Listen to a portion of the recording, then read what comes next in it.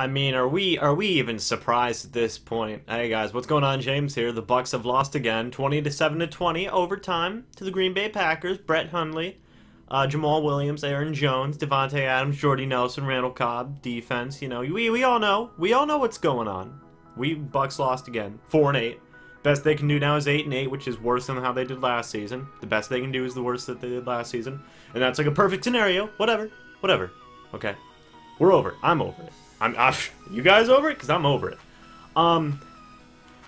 Looking at the positives, okay? Let's start off with the positives, okay? Because Peyton Barber. How about Peyton Barber? Round of applause. Round of applause for Peyton Barber. Had, I believe, 150 total scrimmage yards, something like that. He had over 100 rushing yards, which hasn't been done since Jacquizz Rodgers last year, I believe, is what it was. Doug Martin hasn't done that. What do you do at that position, you know? Do you stick with Peyton? If Doug Martin comes back, do you play him? Do we keep Doug Martin after the season? Do we get rid of everybody except for Peyton Barber? I saw somebody suggest that. These are things that have been going on and have been interesting. I just got done, which actually, a quick plug here. I just watched my buddy Corey Draper's live stream. If you guys want to go check him out, he'll be in the eye icon right up there. But, he, you know, so, just quick plug, I just got done watching it. So, Peyton Barber, man, like, what do you do? That was, like, pretty impressive. And that offensive line was blocking good, too, in terms of the running game. In the passing game, that's an entirely different story. We had a lot of people out today. We had DeMar Dodson's out for the year, obviously. Ali Marpet's out for the year, obviously. We did not have Joe Hawley. He came down with an illness. We didn't have Vernon Hargraves. We didn't have Clinton McDonald. We did not have Doug Martin. We didn't have TJ Ward. We didn't have Josh Robinson.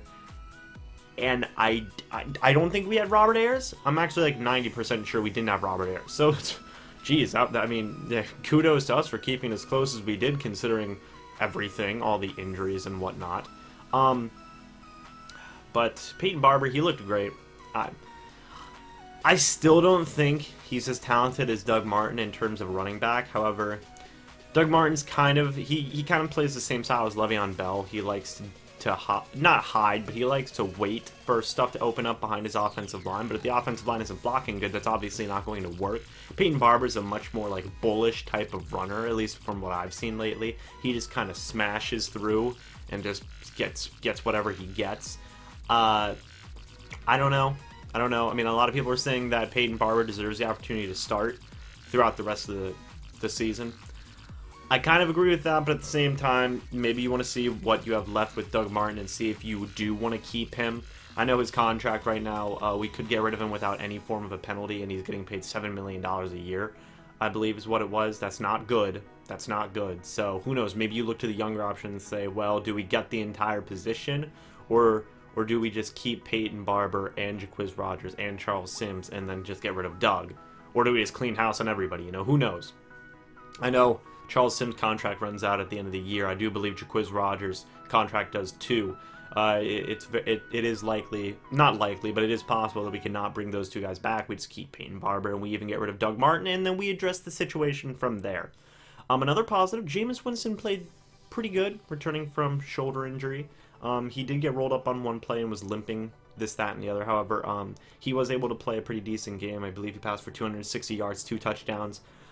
Interesting note, Mike Evans, Deshaun Jackson were barely a part of that. A lot of it went to the tight ends and the running backs, mainly Peyton Barber accumulating a big chunk of yards. Charles Sims, Alan Cross, Anthony Auclair, which Canada lost their minds about that. Cameron Brate got very much involved. Not a lot, I don't think, if any of O.J. Howard, so that wasn't good. I mean, well, it's not that that was bad, but it was interesting. You know, we didn't see our two main playmakers. It was kind of weird. James was kind of given a lot of checkdowns and stuff like that, which I thought was pretty interesting. Another thing I thought was weird that our cornerbacks and our defensive situation did not go as well. It actually was pretty well for the most part in terms of our passing defense. Brett Hundley only had, I believe, less than 100 yards passing all up until the fourth quarter, which was good. That was very good, and I was very impressed by that.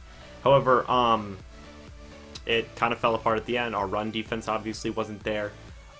It's been kind of a down year for Quan Alexander specifically. He's not been having the best plays, and I don't know if the coaches have been taking notice of that. They were playing Kendall Beckwith in the middle linebacker position in certain situations and playing Quan in the left outside linebacker position. So that's something to look at moving forward. We're playing cushions. We're playing cushion in terms. We're playing off in terms of the passing now. Brent Grimes was doing it. Obviously, Vernon Hargreaves wasn't in the game, so he couldn't have done it. Ryan Smith, Robert McLean. I don't know. I don't necessarily agree with that, but there's no. I'm gonna start sounding like a broken record eventually. Yeah, our defensive line. There's something I want to point out was Joe McCoy. Phenomenal. He's been one of the better players we've had on the team this season, if not like top 3 in terms of defense.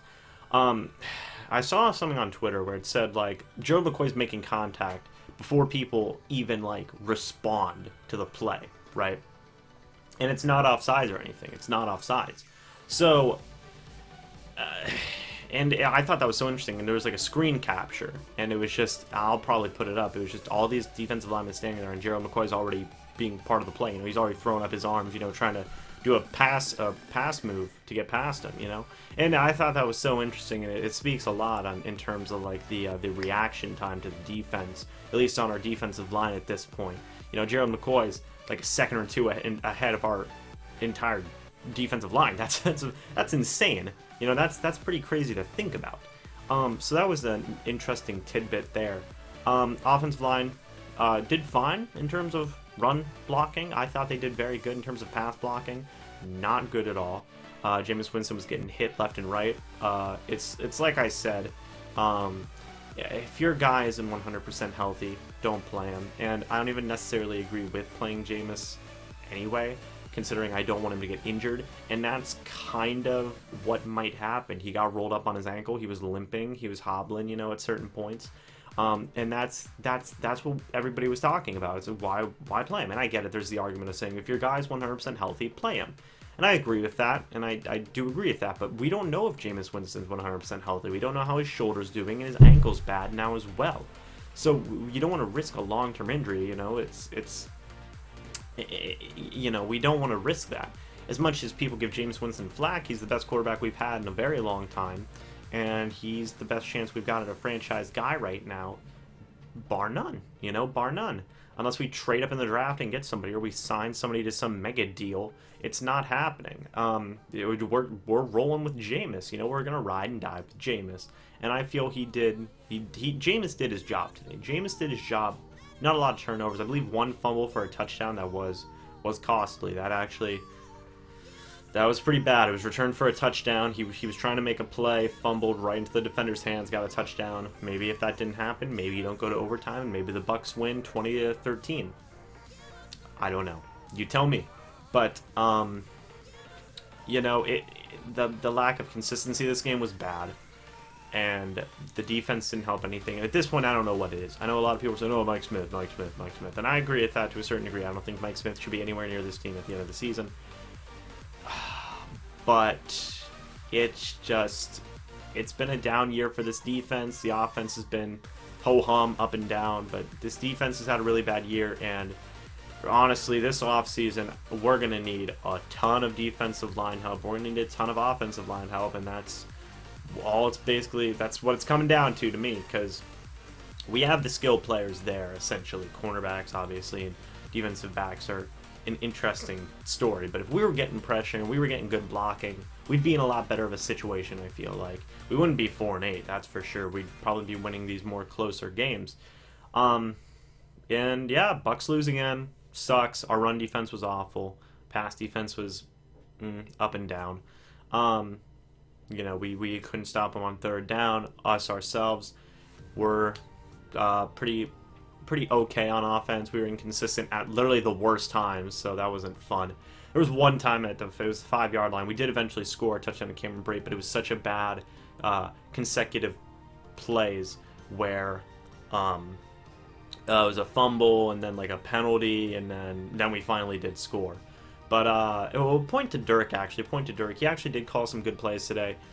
One thing a lot of people have been talking about is Jameis Winston's lack of deep ball accuracy, and in my opinion, I would say, well, don't throw it to him. Don't have him throw deep anymore if he can't do it. And to be fair to Dirk Cutter, he wasn't doing that this game. He was doing screens, throwing tight ends around, throwing it around to the running backs, and that's what Jameis is good at. You've seen, you saw it. Jameis Winston had a good game when he's not chucking the ball deep. You know, he had a good game. So hey, Dirk, maybe do more of that. And Mike Smith, please stop rotating defensive linemen and safeties, please. I beg of you. I will literally ask for. I think I've asked for that every single week this year. But let me know what you guys thought about the game down in the comment section below. I know it's a very disappointing situation. I'm kind of in the situation. I'm kind of in the feeling of I'm just over it, you know. And I know it's like, oh, well, you're not a true fan if you don't get upset. I am upset, but there's nothing I can do about it. I've literally said the same stuff every week for a couple of months now. I want to say a month and a half. There's not much I can say anymore, you know. Fire Dirk, fire Mike Smith. Now we're just stuck, guys. We're just stuck. We just gotta roll with it for the rest of the season, regardless of what happens. You know, there's not much more we can say unless something crazy happens, and I'll definitely have something to say about that. But unless unless something drastically changes, then I'm just gonna sound like a broken record every single week, especially if we continue to lose. These last 4 weeks, we played Detroit, New Orleans, Carolina, Atlanta. Not in that specific order. Whew, guys, we might end up 4-12. We might end up 4-12. I still think that we have a shot of beating at least one of the teams. End up 5-11. But most likely, it would, if we could beat one of these teams, it would either be Detroit or Carolina. But that's just my guess. A lot of people are saying we're not going to win a game. They could be right, but we could also maybe win one more. So let me know what you guys thought about the game down in the comment section below. Again, check out Corey Draper if you guys want to go see his live stream that he just did like an hour or so ago. He's very good at what he does, and I may even show up on that live stream at one point in the future weeks coming. So yeah, hope you guys all enjoyed, and as always, I'll see you in the next video, but until then, goodbye for now, guys.